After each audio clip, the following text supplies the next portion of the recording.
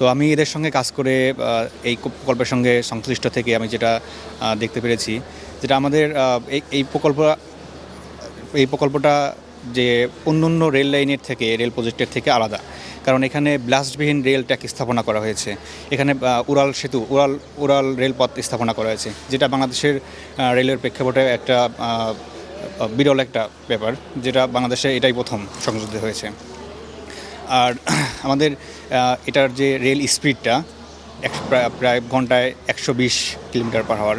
So সেক্ষেত্রে এটা আমাদের বাংলাদেশে এটাই হচ্ছে সবচেয়ে দ্রুতগতির রেলপথ। জি, আমাদের এই রেল প্রজেক্টটি পদ্মার দুপারের মানুষের একটা স্বপ্নের জায়গা ছিল।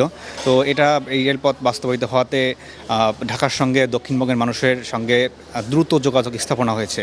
তো সেক্ষেত্রে আমাদের দেশের অর্থনীতির দিক থেকে একটা আমূল পরিবর্তন আনবে। ঢাকার সঙ্গে দক্ষিণবঙ্গের মানুষের যোগাযোগের এই রেলপথ স্থাপনায় যশোর থেকে ঢাকার দূরত্ব প্রায় ১৯০ কিলোমিটার কমে গেছে, এবং আমরা প্রায় ২ থেকে আড়াই ঘন্টার মধ্যে ঢাকাতে পৌঁছাতে পারি। তো এই যে সময় সাশ্রয় এবং অর্থনৈতিক দিক থেকে এটা আমাদের অনেক বিপুল পরিবর্তন আনবে। এখানে আমাদের এই প্রজেক্টে ব্যবহৃত সমস্ত ইকুইপমেন্ট এবং যেসব স্বয়ংক্রিয় মেশিনগুলো ব্যবহার করা হয়েছে, বেসিক্যালি বাংলাদেশে এটা বলতে গেলে নতুন প্রায়। তো সেখানে আমাদের এই প্রকল্পের সয়েল ট্রিটমেন্টের ক্ষেত্রে যেটা গ্রাউন্ড ট্রিটমেন্ট করা হয়েছে, গ্রাউন্ড ট্রিটমেন্টের অত্যাধুনিক প্রযুক্তি ব্যবহার করা হয়েছে, এবং ট্র্যাক লেইংয়ের ক্ষেত্রে স্বয়ংক্রিয় ট্র্যাক লেইং মেশিন ব্যবহার করা হয়েছে, যেটা দিনে প্রায় ১ কিলোমিটার ট্র্যাক লেইন সম্ভব, এবং অটোমেটিক ব্লাস্ট ট্যাম্পিং মেশিন ব্যবহার করা হয়েছে, যেটা খুব দ্রুত ম্যানুয়ালি থেকে খুব দ্রুত সম্পন্ন করা সম্ভব।